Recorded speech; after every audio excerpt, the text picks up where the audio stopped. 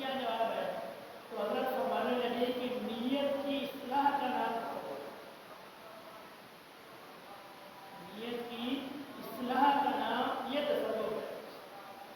تو حضرت حبیب محمد فرماتے ہیں کہ بھئی میرے دل میں بڑا خیال تھا، بڑی باتیں تھیں کہ آپ مجھے یہ جواب دیں گے تو میں ایسے رد کروں گا، یہ جواب دیں گے تو میں ایسے رد کروں گا، آپ نے تو ایسی بات کر دی کہ میری ساری اشکال ہی ختم کر۔ تو یہ جو تصوف ہے، یہ جو سلوک ہے، یہ جو پیری مریدی ہے، یہ صرف نیت کی اصلاح کا نام ہے، اس کے علاوہ کچھ نہیں۔ امام بخاری رحمۃ اللہ علیہ کو بے شمار حدیث یاد تھی، کم و بیش 5000 حدیث آپ نے صحیح بخاری میں، اور ان کے باب بندے، ایمانیات کا الگ باب ہے، نماز کا الگ باب ہے، لیکن جس حدیث سے آپ نے اپنی کتاب کی شروعات کی وہ ہے انما الاعمال بالنیات۔ حالانکہ ویسے اگر دیکھا جائے حدیث کی کتاب ہے اور اس میں تو شروع وہ ایمانیات سے ہونی چاہیے۔ اگر ہمارا ایک ذہن ہے کہ ایمانیات سے اللہ پاک کی شان سے شروع ہوتی زیادہ اچھا تھا،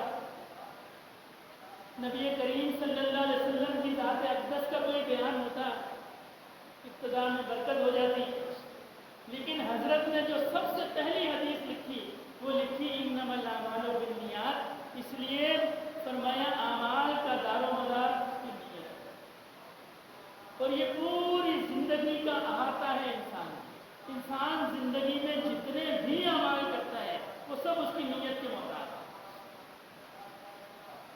بڑا اچھا عمل کیا، بڑی مسجد بنوا دی، بڑا نیکی کا کام کر دیا، اس کا نفع نہیں ہے، نفع اس بات کا ہے کہ اس کام کے لیے اس کی نیت کیا ہے۔ اگر تو مسجد کے لیے نیت تھی کیونکہ میرا بڑا نام ہو کہ فلاں حاجی صاحب مسجد بنوا کے چلے گئے، بڑا بورڈ لگا ہو، لوگوں میں میری شہرت ہو، اتنا نیک عمل بھی، اتنا نیک عمل اللہ کے گھر کو تعمیر کرنا، اللہ کے حبیب صلی اللہ علیہ وسلم نے فرمایا جو اللہ کا گھر تعمیر کرتا ہے اللہ اس کو جنت میں گھر تعمیر کر کے دیتے ہیں، لیکن اس کی نیت ٹھیک نہیں ہے تو یہ عمل قابل قبول نہیں ہے۔ بلکہ میں اس سے بھی بڑی بات کرتا ہوں، جب مسجد نبوی بنی مدینہ شریف کے اندر تو کچھ لوگوں نے مسجد زرار بنائی، خاکہ گیا تھا، خاکہ مسجد کا تھا، کہاں یہ گیا کہ یا رسول اللہ ہمیں چونکہ دوری پڑتی ہے تو ہم یہاں مسجد بنا لیں گے، آپ آئیں نماز بھی پڑھیں اور دعا بھی کریں تاکہ اس میں برکت ہو جائے۔ بنائی بھی مسجد، کہا بھی یہ گیا کہ اللہ کے نبی آپ ہمارے پاس تشریف لائیں، آپ نماز پڑھا دیں، دعا کرا دیں، برکت ہو جائے گی، دھرم پڑھاتے رہیں گے، لیکن حکم یہ ہوا اللہ کے حبیب کے اس کو گرا دو، اس کو گرا دو، اس لیے کہ اس کی نیت ٹھیک نہیں ہے بنانے میں، سازش کی نیت ہے، مسلمانوں کے خلاف مشورے کی نیت ہے۔ مدینہ کے اندر جہاں سب کی خواہش اللہ نے مدینے میں موت دے، مدینے کے اندر مسجد کے مقام کو گرا دیا، کیوں؟ نیت ٹھیک نہیں۔ تو امام بخاری رحمۃ اللہ علیہ نے جو حدیث پہلے لکھی تھی صحیح لکھی کہ پوری زندگی کے اعمال، بڑے سے بڑا اعمال وہ نیت کا محتاج ہے۔ اگر نیت ٹھیک ہے تو عمل ٹھیک ہے، نیت ٹھیک نہیں ہے عمل کی کوئی اہمیت نہیں۔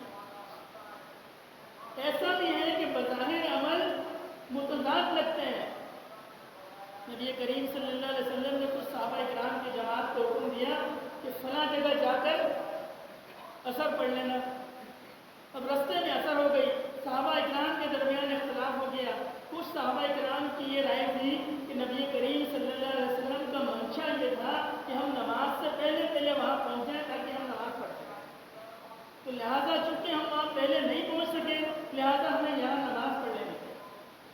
کچھ صحابہ کرام کا خیال یہ تھا کہ نبی کریم صلی اللہ علیہ وسلم نے واضح حکم فرما دیا کہ وہاں پہنچ کے نماز پڑھنی ہے تو ہم نے وہاں پہنچ کے نماز پڑھنی ہے، تو کچھ صحابہ کرام نے وہیں نماز پڑھ لی، کچھ نے نہیں پڑھی، منزل پہ پہنچ کے اس کو قضا کر لیا۔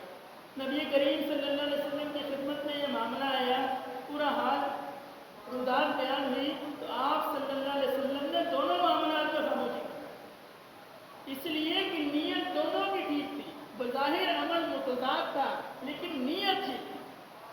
इसी लिए इमाम बुखारी रहमतुल्लाह अलैह ने इसको सबसे पहले नंबर पर रखा है। जिस शख्स की नीयत ठीक हो गई उसके सारे अमाल उसको नफा देते हैं। मौलाना इसीलिए अल्लाह शेख ज़करिया रहमतुल्लाह अलैह ने मौलाना हबीब से फरमाया कि ये जो सलूक है, ये जो तसव्वुफ है, ये जो पीरी मुरीदी है, ये नीयत की इस्लाह है। अल्लाह वालों की सोहबत में आकर इंसान पे ये अब खुलता है, उस पर ये बात रोशन होती है कि मैं जो अमाल कर रहा था इनकी क्या हकीकत है।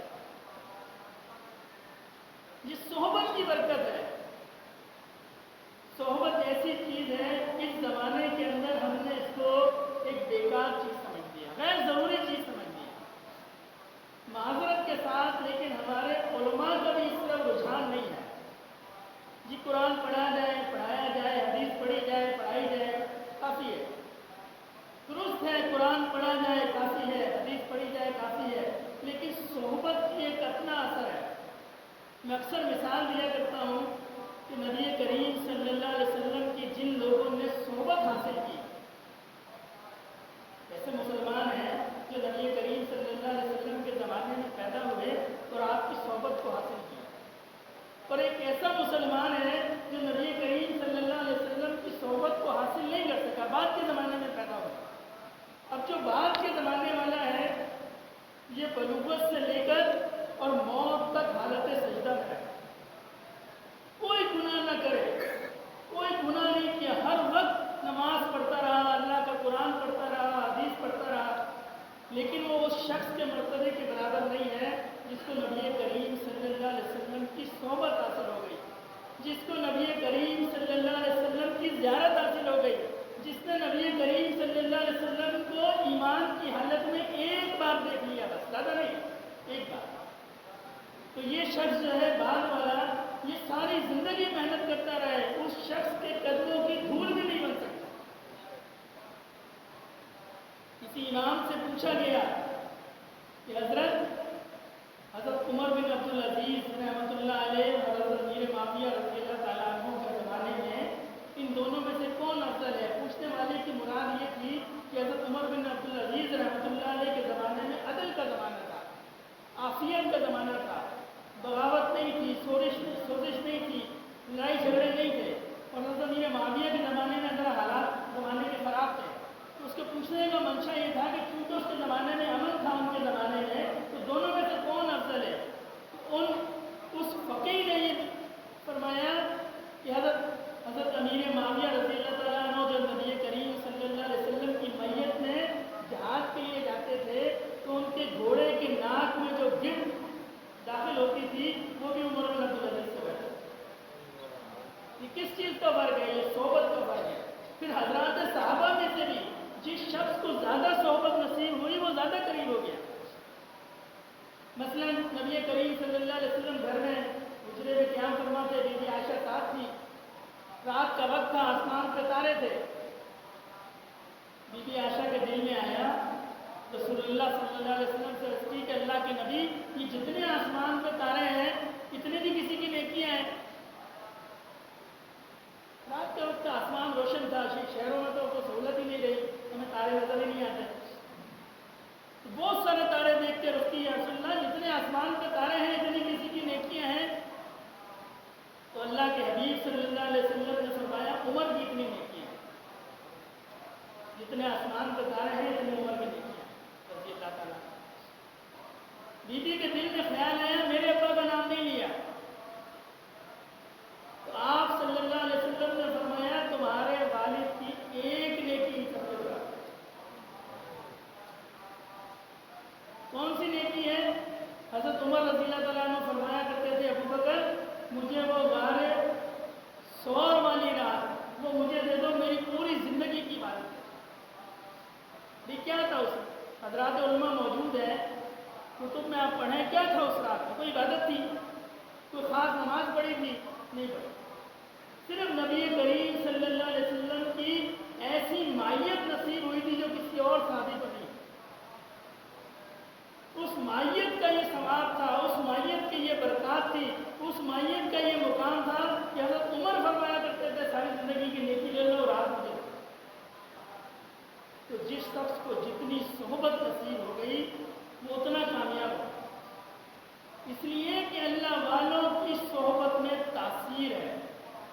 जैसे नबी करीम सल्लल्लाहु अलैहि वसल्लम की सोहबत में तासीर थी, ये सीना ब सीना ये नीचे मुंतकिल हुई और क़यामत तक ये सिलसिला जारी है।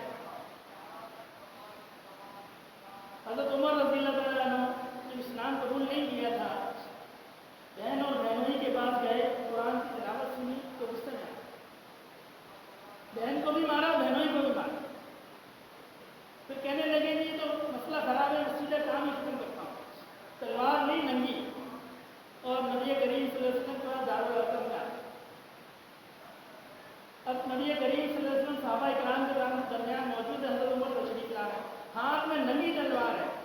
हज़रत हमज़ा ने देखा तो रसूलुल्लाह से इजाज़त चाहिए कि मैं जवाब देता हूँ, बहादुर थे, आपने समझ नहीं आना। करीब आ गए, उनकी नज़र नबी करीम सल्लल्लाहु अलैहि वसल्लम के चेहरे अक़दस पर पड़ी, आपकी नज़र मुबारक हज़रत उमर के चेहरे पर पड़ी। पूछा, उमर क्यों आए हो? आए किस लिए थे? आए तो नाज़ुबिल्लाह शहीद करने के लिए, इंतकाम के लिए आए थे। जब नज़र पड़ी नबी करीम सल्लल्लाहु अलैहि वसल्लम की, अर्ज़ किया, अल्लाह के नबी आपकी खिदमत में इस्लाम कबूल कर लिया। भाई रसूलुल्लाह सल्लल्लाहु अलैहि वसल्लम ने उनको की तलकीन की? नहीं। बात किया? नहीं किया। सिर्फ रसूलुल्लाह सल्लल्लाहु अलैहि वसल्लम की नज़र मुबारक से वो नूर निकला जो हज़रत उमर के सीने को चमका के चला। ये क्या है? ये नूर नबूवत, ये नूर नबूवत है। एक है इल्म नबूवत, अल्लाह के हबीब सल्लल्लाहु अलैहि वसल्लम से जो उलूम जारी हुए, हज़रात उलमा ने उन उलूम को सीखा और उम्मत तक पहुंचाया। इस ज़माने के अंदर कोई शख्स नहीं कह सकता जी मुझे फला मसले का इल्म नहीं था। अल्लाह पाक हज़रात उलमा भी अपनी रहमतों का नज़ूल फरमाए, एक एक मसला हर ज़बान में आपको मिल जाएगा। किताब में नहीं मिलेगा तो मस्जिद में इमाम मौजूद है, हम उनसे पूछ लें, वो आपको बता दें। और ये इल्म नबूवत जब तक अल्लाह पाक चाहेंगे ये ज़मीन पे मौजूद रहेगा। एक वक्त ऐसा आएगा कि अल्लाह पाक इस इल्म को उठा लेंगे। मैं अक्सर साथियों से कहा करता हूँ कि हम नमाज नहीं पढ़ते, हम रोज़ा नहीं रखते, हम दीन का इल्म हासिल नहीं करते, ये तो हमारे पास मेहमान है। क़यामत से पहले अल्लाह सारे इल्म को उठा लेंगे, इल्म वालों को भी उठा लेंगे। हदीस का मफ़हूम है कि जैसे हम खजूरें खाते हैं, हम चुनते हैं, जो अच्छी खजूर है उसको निगल लेते हैं, जो खजूर निगल लेते हैं, आखिर में क्या बचता है? कचरा। ऐसे ही अल्लाह पाक इस ज़माने में इन लोगों में से नेक लोगों को चुन लेंगे, आखिर में कचरा बचेगा बस। तो मैं अर्ज़ कर रहा था ये इल्म नबूवत है जो जब तक अल्लाह चाहेंगे मौजूद रहेगा। हज़रात उलमा इसको सीना ब सीना मुंतकिल करते हैं, ज़बान से मुंतकिल करते हैं। ये काल का इल्म है। आप किसी आलिम को पकड़ लें, उनसे कहें हज़रत मुझे अपनी सनद दिखाएं, तो आपको सनद दिखाएंगे, जी मैंने फलां उस्ताद जी से पढ़ा है, वो उन उस्ताद ने फलां उस्ताद से पढ़ा है, उन्होंने फलां उस्ताद से पढ़ा है। और ये पूरी सनद जो है ये नबी करीम सल्लल्लाहु अलैहि वसल्लम से है। ये हमारे जो उलमा हैं उनके पास ये असनाद महफूज हैं। आप किसी से भी कह दें, वो आपको पूरा शजरा जो है नबी करीम सल्लल्लाहु अलैहि वसल्लम तक मिलाएंगे हदीस का कि जी मेरे ये उस्ताद हैं, उनके ये उस्ताद हैं, उनके ये उस्ताद हैं, फिर बुखारी तक और फिर आगे नबी करीम सल्लल्लाहु अलैहि वसल्लम एक कड़ी भी टूटी हुई नहीं मिलेगी। ये इल्म नबूवत है। इसी तरह नबी करीम सल्लल्लाहु अलैहि वसल्लम की ज़ात अक़दस से जो दूसरा फैज़ हासिल हुआ, जारी हुआ, वो नूर नबूवत। ये ज़बान से फैलता है और वो दिल से फैलता है। वो एक दिल से दूसरे दिल में मुंतकिल होता है, दूसरे दिल से तीसरे दिल में मुंतकिल होता है। नबी करीम सल्लल्लाहु अलैहि वसल्लम से हज़रत अबू बकर सिद्दीक़ रज़ियल्लाहु ताला अन्हु के क़ल्ब अतहर में मुंतकिल हुआ, वहाँ से हज़रत सलमान फ़ारसी के क़ल्ब में मुंतकिल हुआ, वहाँ से चलता चलता ये फी ज़माना जो शेख हैं उनके क़ल्ब में मुंतकिल। इसकी भी ऐसे ही सनद है जैसे इल्म नबूवत की सनद है। एक कड़ी भी टूटी हुई नहीं मिलेगी, एक कड़ी। इल्म नबूवत और नूर नबूवत जब ये दोनों चीज़ें मिलती हैं, फिर इंसान को उस अमल पे, उस इल्म पे अमल की तौफीक है।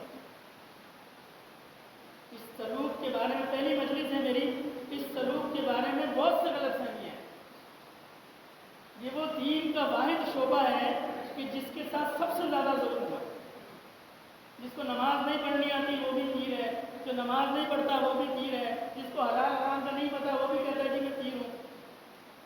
تو سب سے پہلی بات تو یہ ہے کہ ہم کسی اللہ والے کے ہاتھ میں ہاتھ اپنی نیت کی اصلاح کے لیے دیتے ہیں تاکہ ہمیں اللہ کے حبیب صلی اللہ علیہ وسلم کے بتائے ہوئے طریقے پر عمل کرنے میں آسانی ہو۔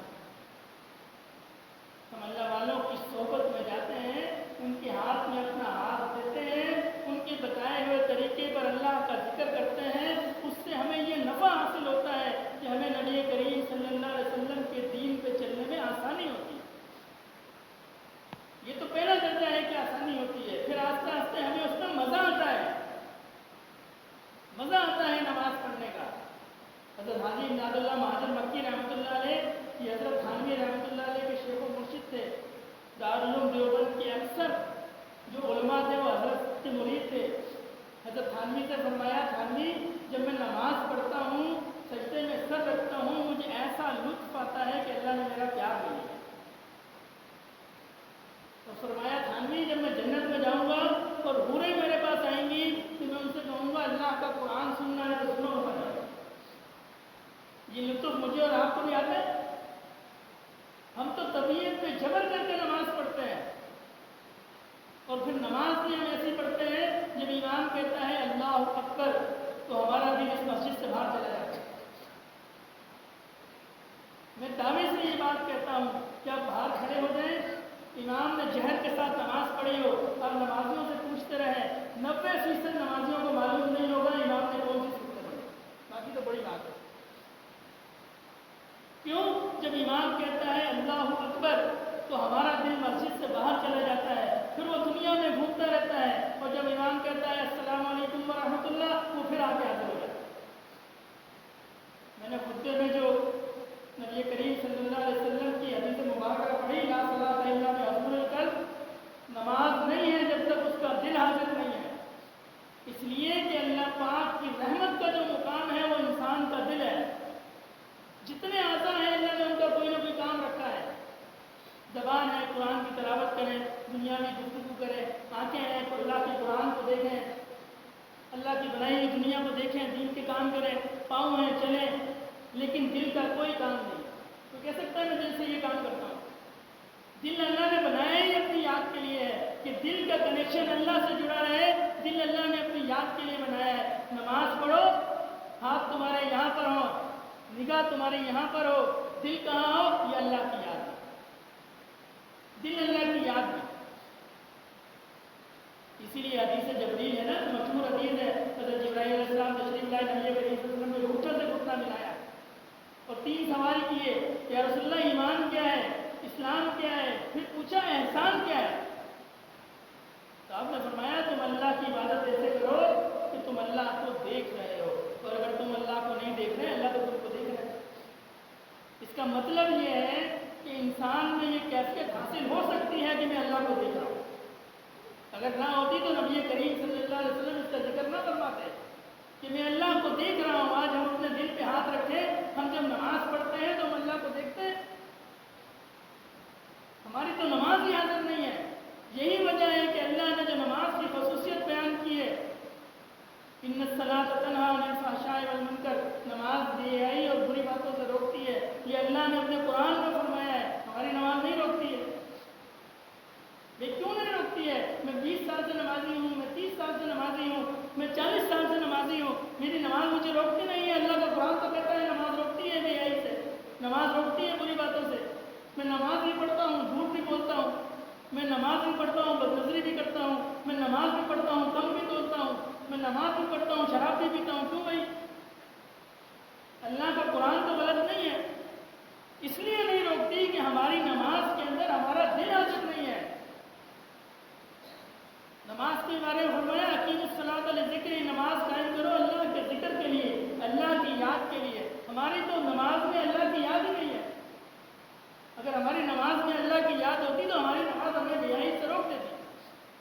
نبی کریم صلی اللہ علیہ وسلم کی خدمت میں عرض کیا گیا، رسول اللہ ایک فلاں شخص ہے وہ چوریاں کرتا ہے لیکن آپ کے پیچھے نماز پڑھتا ہے، ہم اس کو آپ کے پیچھے نماز پڑھنے سے روک دیں؟ آپ نے فرمایا نہیں، عنقریب اس کی نماز اس کو چوریوں سے روک دے۔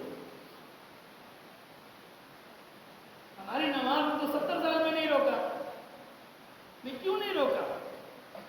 اس لیے نہیں روکا کہ ہم نماز بندہ وضو کرتا ہے، اللہ کے سامنے کھڑا ہوتا ہے، اللہ اکبر کہتا ہے، اللہ فرشتوں سے فرماتا ہے کہ میرے اور اس کے درمیان حجابات کو مٹا دو۔ فرمایا ہے نا نماز مومن کی معراج ہے۔ یہ معراج کیا ہے؟ نبی کریم صلی اللہ علیہ وسلم نے جب اللہ سے ملاقات کی، اس واقعے کو معراج کہتے ہیں۔ تو مومن کے بارے میں فرمایا جب تم نماز میں کھڑے ہو جاؤ گے تو تم اللہ سے ملنے چلے جاؤ گے، اللہ فرشتوں سے فرماتے ہیں حجابات کو مٹا دو۔ پھر جب دیکھتے ہیں کہ اس کا دل تو باہر کاروبار میں پھنسا ہے، اس کا دل تو گھر میں پھنسا ہے، اس کا دل تو سودا لانے میں پھنسا ہے، فرماتے ہیں دوبارہ حجابات پڑھا۔ اسی لیے ہماری نماز میں نفع نہیں ہوتا۔ زندگی میں ہم نے کوئی ایسی نماز نہیں پڑھی ہوگی جس میں ہمارا دل اللہ کی طرف رجوع کیا ہو، اور ہمیں پڑھتے ہوئے 70 سال ہو گئے، 80 سال ہو گئے، 90 سال ہو گئے، تو کبھی ہم نے فکر کی کہ ہماری نماز ایسی کیوں نہیں ہے؟ کیوں فکر نہیں کی ہم نے اس کے لیے کہ ہماری نماز بھی ایسی بن جائے، ہمارا رجوع اللہ کی طرف ہو جائے۔ کسی اللہ والے سے ہم پوچھتے ہیں حضرت میری نماز ایسی نہیں ہے، مجھے بتائیں میری نماز ایسی ہو جائے۔ کبھی کسی سے پوچھا؟ اس لیے کہ ہم نے اس کو عیب سمجھے نہیں۔ دنیا کی کوئی مرض ہوتا ہم اس کو عیب سمجھتے، ہم ایک ڈاکٹر کے پاس جاتے، دوسرے ڈاکٹر کے پاس جاتے، تیسرے ڈاکٹر کے پاس جاتے، اور اگر ہمیں کوئی کہتا نہیں سارے ڈاکٹر بیکار ہوتے ہیں، کہتے ہیں تم جھوٹ بول رہے ہو، چوتھے کے پاس بھی جانا۔ کیوں؟ مجھے صحت مل جائے، مجھے اس مرض سے نجات مل جائے۔ لیکن جو ہمیں باطن کے عیب ہے اس کے لیے ہم نے کبھی نہیں سوچا، ہم کسی کے پاس نہیں گئے کہ حضرت ہمیں یہ مسئلہ ہے، ہم میں بدنظری کی عادت ہے، ہم میں تکبر ہے، مجھ میں حسد ہے، مجھ میں بدنظری کی عادت ہے، میں نہیں چھوڑ سکتا، اب مجھے اس کا علاج بتائیں۔ کبھی نہیں گئے۔ کسی نے کہا جی یہ سب 2 نمبر ہے، ہم نے کہہ دی ٹھیک ہے سارے ہو۔ ہمیں کسی نے ڈاکٹر کے بارے میں کہا، ہم نے کبھی یقین نہیں کیا۔ ہم دوسرے سے پوچھتے رہتے ہیں فلاں حاذق حکیم کہاں ہے، فلاں ماہر ڈاکٹر کہاں ہے، اس کے پاس بھی گئے، نہیں نفع ہوا تو تیسرے کے پاس چلے گئے۔ ایسے ہی دنیا میں معاملات ہم کرتے ہیں، اچھے سے اچھا ڈاکٹر ڈھونڈتے ہیں، اور جب ہمیں باطن کی بیماریوں کے بارے میں کسی نے کہا، ہم نے کہا جی ہمیں کوئی اچھا بندہ ملتا ہی نہیں۔ اللہ نے جب ظاہر کی بیماریوں کا علاج رکھا ہے تو اللہ نے باطن کی بیماریوں کا بھی علاج رکھا ہے۔ ہم کسی جلتے ہوئے دل کے سامنے، کسی محبت والے دل کے سامنے اپنے دل کو رکھتے ہیں تو وہ پھر ہمیں بتاتے ہیں کہ تمہارے دل میں یہ مرض ہے اور اس کا یہ علاج ہے۔ کبھی ہم نے کسی جلتے ہوئے دل کے سامنے اپنے دل کو رکھا ہی نہیں۔ ہمارے حضرت رحمۃ اللہ علیہ فرمایا کرتے تھے کہ آگ 2 قسم کی ہوتی ہے، وقت کافی ہو گیا، آگ 2 قسم کی ہوتی ہے۔ ایک جو ہے وہ خانہ با خانہ پھیلتی ہے، جو دنیا کی آگ ہے۔ خانہ خانہ کا مطلب گھر کا گھر، ایک گھر میں لگے گی تو برابر والے گھر میں لگ جائے گی، وہاں سے پھیلتی ہے۔ خانہ با خانہ، گھر بغیر پھیلتی ہے، یہ دنیا کی آگ ہے۔ اور ایک عشق کی آگ ہے، یہ سینہ بسینہ پھیلتی ہے۔ اس کے لیے اپنے سینے کو کسی جلتے ہوئے سینے کے سامنے کرنا پڑے گا، وہاں سے آگ ہمارے سینے میں منتقل ہوگی، پھر یہاں سے دوسرے سینے میں منتقل ہوگی۔ یہ عشق کی آگ ایسے نہیں رکھتی ہے، یہ دل کو دل کے ملانے سے رکھتی ہے۔ ہم نے اپنا دل کبھی جلتے ہوئے دل کے سامنے پیش کیا کہ حضرت میرے دل میں دنیا کی محبت ہے، اس میں آپ اللہ کے عشق کو لگا دیں۔ کبھی ہم نے 60 سال 70 سال کی عمر میں کسی اللہ والے سے سوال کیا کہ میرے دل کے اندر بھی اللہ کی محبت پیدا ہو جائے، میں بھی اپنے دل کو کسی چلتے ہوئے دل کے سامنے رکھتا؟ ہم نے نہیں رکھا، ہم نے اس کو غیر ضروری سمجھ لیا کہ یہ تو غیر ضروری ہے، بس 5 وقت کی نماز پڑھو اور چلے جاؤ جیسے بھی ہو۔ ایسا نہیں ہے۔ دنیا میں جو بندہ ہے وہ کوئی چیز قبول نہیں کرتا جس میں کوئی نقص ہو۔ اللہ کیسے قبول کر لیں گے؟ دل ہمارا باہر ہے، نماز پڑھی اور چلے گئے۔ جتنی بھی زندگی اللہ نے رکھی ہے ہمیں اس چیز کی فکر کرنی چاہیے، میری نماز ٹھیک نہیں ہے تو کیوں ٹھیک نہیں ہے، میرے معاملات ٹھیک نہیں ہیں تو کیوں ٹھیک نہیں ہیں، اور ان کو سدھارنے کی فکر کرے، کسی اللہ والے کی صحبت اختیار کرے، ان سے یہ عرض کرے کہ حضرت میرے دل کی یہ کیفیت ہے، آپ اس کی اصلاح کریں، اور پھر وہ جو ذکر و اذکار بتائیں ان سے ہمت کے ساتھ عمل کریں، جو اللہ کا ذکر بتائیں ہمت کے ساتھ اس پہ عمل کریں۔ یہ ساری کیفیات ختم ہو جائیں گی۔ اللہ نے ہر بیماری کا علاج رکھا ہے۔ یہ دل جو ہے یہ دل اللہ کے نور سے چمکتا ہے، اللہ کے نام سے چمکتا ہے۔ حدیث مبارکہ ہے جب بندہ گناہ کرتا ہے اس کا دل سیاہ ہوتے ہوتے طویل عریض سے سیاہ ہو جاتا ہے بالکل۔ کیا علاج ہے اس کا علاج ہے اللہ کا ذکر۔ جب بندہ اللہ کا ذکر کرتا ہے دل میں نورانیت ہوتا ہے۔ ایک وقت ایسا آتا ہے دل ایسا نور ہو جاتا ہے، حدیث شریف کا مفہوم ہے मोमिन का दिल मुफ्ती है। इसका मतलब ये नहीं है कि वो आपको मसले बताएगा, बल्कि इसका मतलब ये है कि उस बंदे को ये मालूम होगा मेरा फला अमल ठीक है कि नहीं है, उसका दिल गवाही देगा ये काम ठीक नहीं है। हमारे हज़रत दामद बरकातों वाले अक्सर फरमाया करते हैं कि अल्लाह वालों की सोहबत का ये नफ़ा होता है कि बंदे को ये मालूम हो जाता है मेरा ये काम ठीक है कि नहीं है। अब वो जिद करके उस पर चलता रहे ये अलग बात है, लेकिन उसको मालूम होगा मेरा ये काम ठीक नहीं है, ये अल्लाह के हबीब सल्लल्लाहु अलैहि वसल्लम की सुन्नत के खिलाफ है, ये अल्लाह की मर्जी के खिलाफ है, ये सोहबत की बरकत है। दुआ फरमाए अल्लाह पाक हमें सोहबत की तौफीक अता फरमाए, अल्लाह वालों की सोहबत हमें नसीब फरमाए। थोड़ी देर अल्लाह का जिक्र करेंगे। हम नक्शबंदी हैं, नक्शबंदी बुजुर्ग जो है ये दिल से अल्लाह का जिक्र करते हैं, जो कि ज़बान के जिक्र से 70 दर्जे अफजल है। ये ज़बान के जिक्र से 70 दर्जे अफजल है। इसका तरीका बिल्कुल सादा सा है, सर को झुका लेना है, आँखों को बंद कर लेना है, तो रुमाल या कोई कपड़ा हो तो उसको चेहरे पर ढांप लें, सर को झुका लें, अपनी तवज्जो दिल की तरफ रखनी है और दिल की तवज्जो अल्लाह रब्बुल इज़्ज़त की ज़ात की तरफ रखनी है।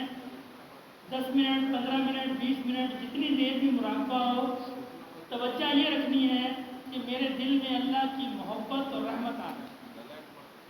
ये अंधेरा इसलिए किया जाता है कि बंदा बाकियों से बेनियाज है। मेरे साथ कौन है मुझे नहीं पता, बस मुझे इतना पता है कि मैं अपने दिल में अल्लाह को याद करूँ। और ये अल्लाह की मोहब्बत जो है ये एक तरफा नहीं है, ये दो तरफा है। जब बंदा अल्लाह से मोहब्बत करता है अल्लाह भी उससे मोहब्बत करता है। बस करो याद करो को, तुम मुझे याद करो मैं तुम्हें याद करूँ। जब हम अपने दिल में अल्लाह को याद करेंगे फिर अल्लाह की रहमत और मोहब्बत मुतवज्जे होगी, फिर उसको महसूस होगा अल्लाह मुझे याद कर रहे हैं। ये खाली किताबी बातें नहीं हैं, ये वो बातें हैं जो दिल की बातें हैं। थोड़ी देर अल्लाह को याद करें, ख्याल भी आएंगे। उसका तरीका ये है कि अगर ख्यालात ज़्यादा तंग करें तो अपनी ज़बान को तालू के साथ लगा के सांस को रोक लें, तो उससे ख्याल मुंतशिर हो जाएंगे। कोशिश ये करनी है कि 10 मिनट, 15 मिनट, जितनी देर भी मुराक़बा हो, अपनी तवज्जो दिल की तरफ रहे और दिल की तवज्जो अल्लाह रब्बुल इज़्ज़त की ज़ात की तरफ रहे। इस गुमान के साथ बैठें कि अल्लाह की मोहब्बत और रहमत मेरे दिल में आ रही है। याद रखें, बंदा अल्लाह से जैसा गुमान रखता है अल्लाह उसके साथ वैसा मामला फरमाता है। ये हदीस शरीफ का मफ़हूम है कि बंदा अल्लाह से जैसा गुमान रखता है अल्लाह उसके साथ वैसा मामला करते हैं। हम अल्लाह के बंदे हैं, हम अल्लाह से मोहब्बत और रहमत का गुमान रखेंगे, अल्लाह हमसे मोहब्बत और रहमत वाला मामला फरमाएंगे। ये तस्बीह चलाई जाएगी, ना ये फ़र्ज़ है, ना वाजिब है, ना सुन्नत। ये सिर्फ बुजुर्गों का तरीका है कि इस तरीके से ख्यालात भटकते नहीं हैं, तस्बीह की आवाज़ पर यकसू रहते हैं। हमारे बुजुर्ग इसकी मिसाल इस तरह देते हैं कि उस्ताद जब बच्चों को पढ़ा रहे होते हैं तो सामने एक बेंच रखी होती है। जब उस्ताद बच्चे गुफ्तगू करते हैं आपस में तो उस्ताद छड़ी को उस बेंच पर मारता है, उससे आवाज़ पैदा होती है, उस आवाज़ से सारे बच्चे यकसू हो जाते हैं। इसी तरह ये तस्बीह है, तस्बीह की आवाज़ पे ये तसव्वुर रखना है कि ये तस्बीह की टक टक नहीं है, ये मेरे दिल की धड़कन है और ये कर रही है अल्लाह अल्लाह अल्लाह। तमाम साथी 3 दफ़ा इस्तग़फ़ार, 10 दफ़ा दुरूद शरीफ, 10 दफ़ा तीसरा कलमा, 11 दफ़ा सूरह इखलास और 1 दफ़ा सूरह फातिहा।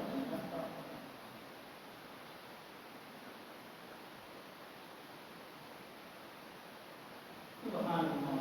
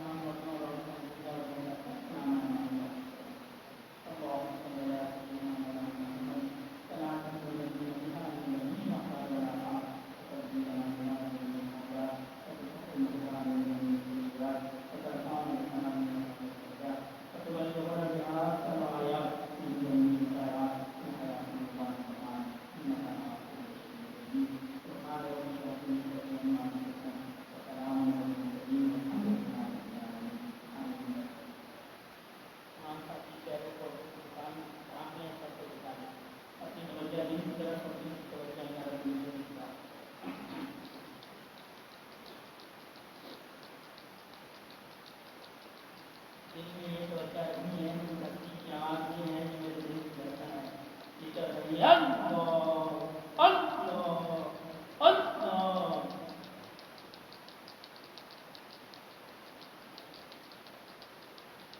إنما المؤمنون الذين إذا ذكر الله وجلت قلوبهم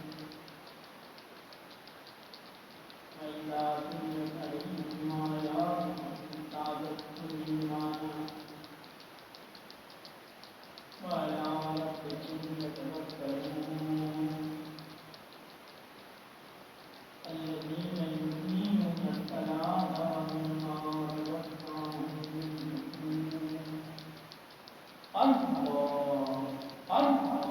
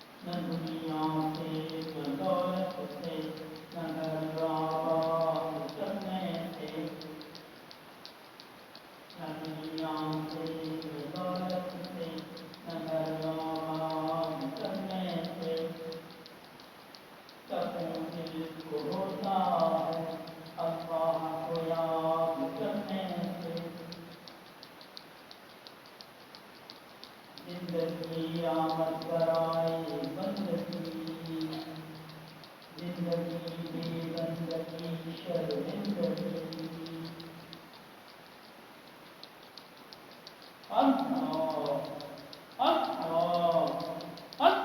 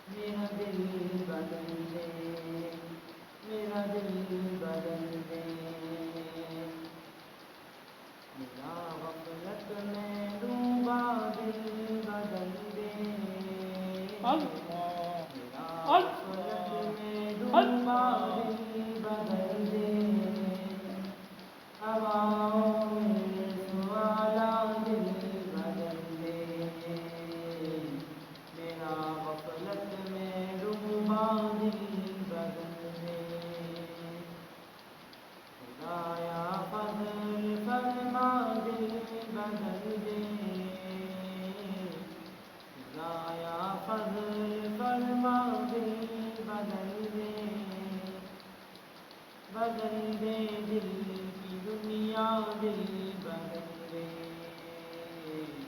میرا غفلت میں ڈوبا دل بدل دے گنہگاری میں کب تک عمر کاٹوں گنہگاری میں کب تک عمر کاٹوں بدل دے میرا رستہ دل بدل دے سنوں میں نام تیرا در کنوں میں سنوں میں نام تیرا در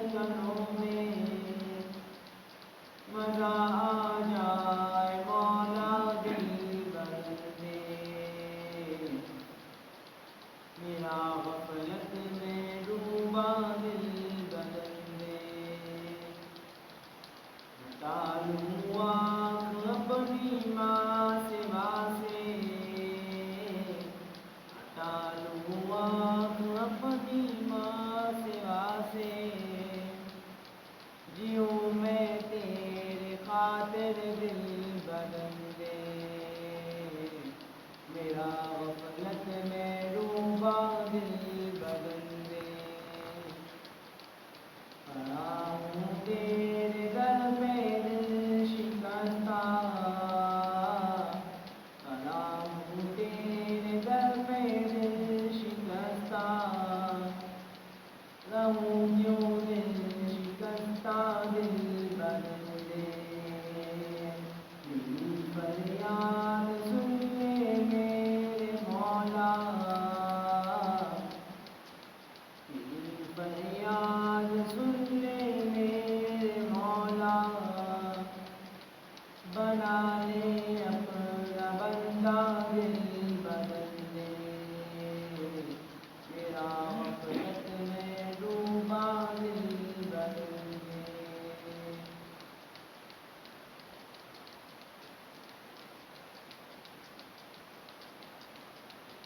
اللہ اللہ اللہ عزیزو دوستو یارو یہ دنیا دار فانی ہے دل اپنا مت لگاؤ تم عہد میں جا بنانی ہے مائے بندگی کرنے پھنسے لذات دنیا میں ہوئی اندھی عقل تیری تیری کیسی نادانی ہے نہ کر بل اپنی دولت پر نہ طاقت پر نہ حشمت پر کہ دنیا کی ہر ایک چیز تجھ کو چھوڑ جانی ہے نیکی کر نمازیں پڑھ گناہوں سے تو بچ یارا بری حالت ظالم چور کی جو مرزانی ہے گناہوں میں نہ کر برباد عمر اپنی تو کر توبہ کہاں ہے باپ دادا سب کے جس کی نشانی ہے نہ ہو شیطان کے تابع نہ بے فرمان رب کا ہو نبی کے گئے کا خادم بن مراد اچھی جو پانی ہے شریعت کی غلامی کر گناہوں سے تو بچ یارا بری حالت ظالم چور کی جو مرزانی ہے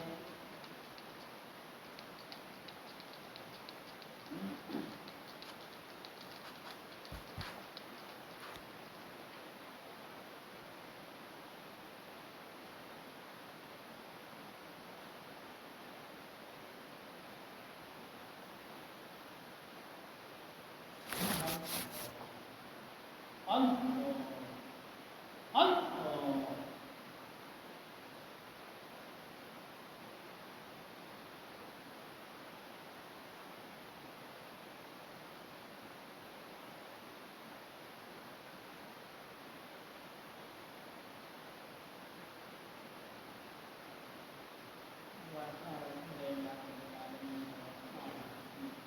مالک یوم الدین ایاک نعبد و ایاک نستعین صراط الذین انعمت علیہم غیر المغضوب علیہم ربنا ظلمنا انفسنا وإن لم تغفر لنا وترحمنا لنكونن من الخاسرين ربنا لا تؤاخذنا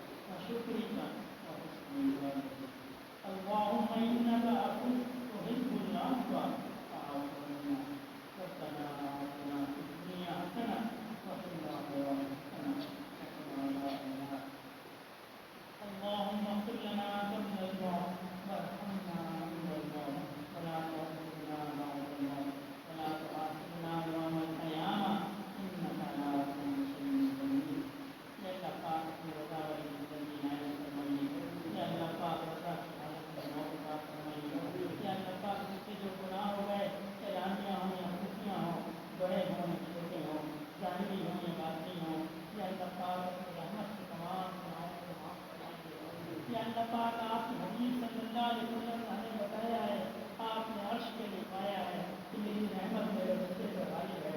या अल्लाह पाक अपनी रहमत से हमारे गुनाहों को माफ़ फरमाइए। या अल्लाह पाक नबी करीम सल्लल्लाहु अलैहि वसल्लम के दीन में चलने की तौफीक अता फरमाइए। या अल्लाह पाक मौत से पहले मौत की तैयारी करने की तौफीक अता फरमाइए।